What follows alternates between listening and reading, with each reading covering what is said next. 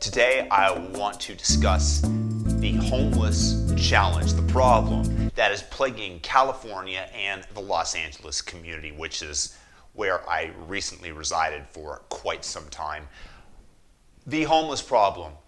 Why is there a homeless problem? First, let's establish that fact. Number one, California, specifically Southern California, has amazing weather. It's pretty much very temperate year-round. A few days in the summer it gets warm, a few days in the winter it gets chilly.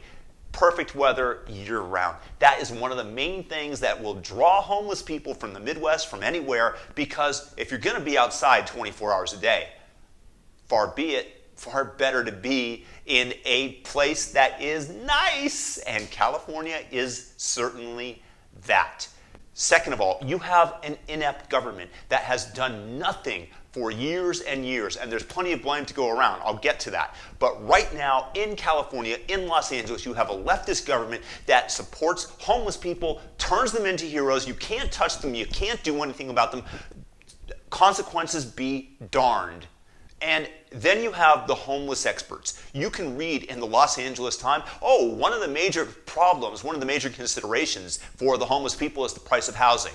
I call absolute BS on this. Number one, you're talking about people that are on the street on a permanent basis. These are people that have absolutely no friends that they can crash with, that have used up all their opportunities, that don't have a strong family structure that will help them out if needed. And the reason for this is likely because they've used up all their allotments of chances, or because they want to be on the street. But people, they just couldn't handle them anymore. They said you have to go. And the main reason for this is because they have a drug problem. Not 30% that is estimated. It's 99%. Either a drug problem, alcohol problem, same thing really, or a mental disease. And this is what is plaguing the homeless community. I volunteered at several different homeless shelters on several occasions.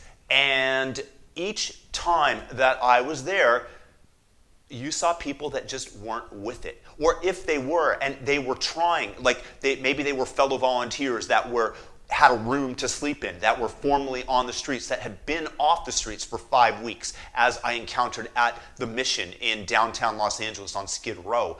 When I spoke with them, with this one individual, and he stated he was talking coherently, and the moment that he started talking about I asked him why so many homeless people are downtown, and he says drugs. And the moment that he starts talking about his drugs, his eyes got real big, and you can see that hook that is in him that will always attract him back to those substances. Of course, I feel greatly for this individual. Unfortunately, the reality is if this substance was presented to him in that moment, I'm pretty certain that he would have gobbled it up. 99% of these people have a drug or alcohol problem, and if you go out there and you do a survey and you ask, hey, you have a drug or alcohol problem? No, what's it to you? That's going to be the answer. The reality is 99% of these people have drug and alcohol problems. Okay, too much, 98. Take your pick. So in addition to the drug and alcohol problems that these people have, you could tolerate that if it was one individual who was walking down the street minding his own business, muttering to himself. The challenge is when you have such a growing group that the government has never taken care of, that the government has allowed this problem to fester and grow like a cancer.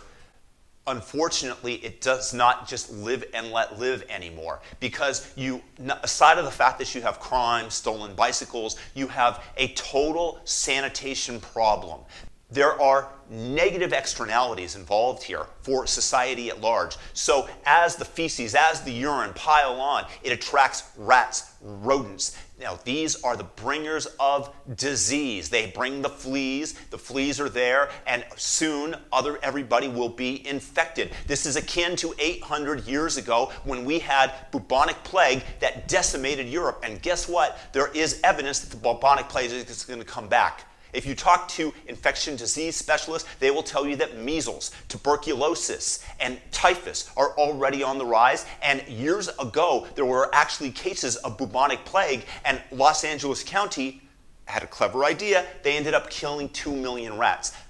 Today, the problem is way worse. I read an article. It's estimated that in order to save, you're going to have to kill 12 million rats. That is how many times over they've multiplied because of the lack of sanitation that is going on throughout Los Angeles, throughout California. And you are going to just let this pile on and on. You have these homeless advocates that say you can't touch these people, you can't take their belongings, some of which are stolen and weren't theirs to begin with, but you can't take them off the street because it's theirs, and you have to leave them where they are. And what's going to end up happening is because of this compassion, these diseases are going to overrun the homeless communities, and they are going to be the first canaries in the coal mine. They are the ones that are going to fall to the tuberculosis, to the Black Plague, to whatever other typhoid-like diseases are going to come, reemerge in our civilization. So you have this compassionate narrative, but you can't look down the road and see what the compassion leads to, which is the death. And furthermore, these diseases are going to extend out and ripple into greater society and affect the people that do not have vaccinations, that are at greater risk, and the people that just, maybe they didn't keep up with their vaccinations, but they did have them. So there are negative externalities here where you don't pay the price in one area and then it reaps a negative consequence for everybody else. So the question is now, we've established what the challenges are going to be forthcoming for society. What are the solutions? Yeah, a lot of people just put their head in the sand and they don't want to come up with a solution. Well, look at government. It's far easier to push the problem down the road. Kick the tin can until you're out of office. So, solutions. First of all, immunize as many of the homeless population as you can against tuberculosis, against typhus if that's possible, against measles, mumps, rubella. Don't allow these diseases to come about. So we offer them a little bit of protection in this case, because that is compassion, is to protect them. Second of all, we have to make it easier we have to expand conservatorships. We have to make it easier to get these people off the streets. I realize that many people want to virtue signal and say that you can't do that. These people have rights, yes, but when these are going to affect people in a negative manner and you are doing something that is actually going to benefit them, which is to get them help, so many of these people you can offer them a shower and a place to stay and they will not take you up on it because they're comfortable on the street, because they're a little bit loco amigo, and they don't want to come off the street. They're more comfortable there. You have to really convince them. This is not doable time and time again. There has to be a way to get them off the street. And so you expand conservatorships, you make it possible to get them off the street. And then third, why don't we build some mental hospitals? There used to be mental hospitals. I realized that these were torn down essentially by legislators, and these homeless people had nowhere to go, so they filtered through the streets, they filtered through the nursing homes, et cetera, they filtered to the cemetery. But that would be a great thing to do. Unfortunately, in Los Angeles and other semi-wealthy areas, there's a huge NIMBY backlash. Not in my backyard. You ain't doing this here. Take that down the road. It's fine if you do it there. Not over here. And that is a challenge. So maybe you build the hospitals on the outskirts of the city and somewhere in the desert, but you send people to a place where they can be treated. You don't build, I'll tell you what you don't build. You don't build, and it's not a housing shortage, as I said before. Not really. You don't build $500,000 units for homeless people that are going to get torn up, that aren't going to be appreciated, and that are well overpriced. Build hospital rooms, get them the help that they need. This is probably the best solution. Yes, you can complain about it. You can say that it's not empathetic to their needs. Yes, but is leaving them on the street really empathetic? Is allowing typhus to break out empathetic to them and to the population at large? I say niet. So a lot of people are going to tell you that these ideas aren't empathetic to the homeless people. Is leaving them on the street in their own filth empathetic? Is that compassionate for society at large to saddle us with the diseases of mumps, measles, Black Plague? Hey, let's bring back the Black Plague. It only decimated 1/3 of Europe. Let's allow it to come back. The problem is that people have it so easy that they don't realize all the things that human beings have overcome in order to generate the society that we have today that allows us to live in such comfort. And they take it for granted. And they think that everything's going to be done for them and that if there's a problem, the authorities will take care of it. Well, right now, the authorities are not taking care of this. It's kind of like, I heard an analogy, it's kind of like a train. And you're yelling at the conductor. And hey, the bridge is out, the bridge is out, the bridge is out. And the conductor flips you off. That's the legislation that we have, the legislatures that we have in office today.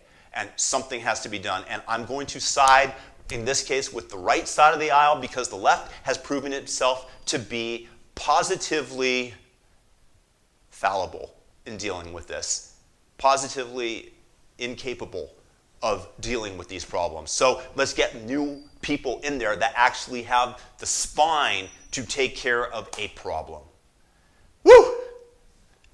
Homeless, Los Angeles, problems not yet solved, but at least a solution's been offered. Hope that this added to your understanding of the problem in California, Los Angeles, and nationwide.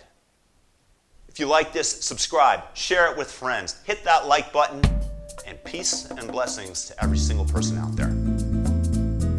Stay off the streets.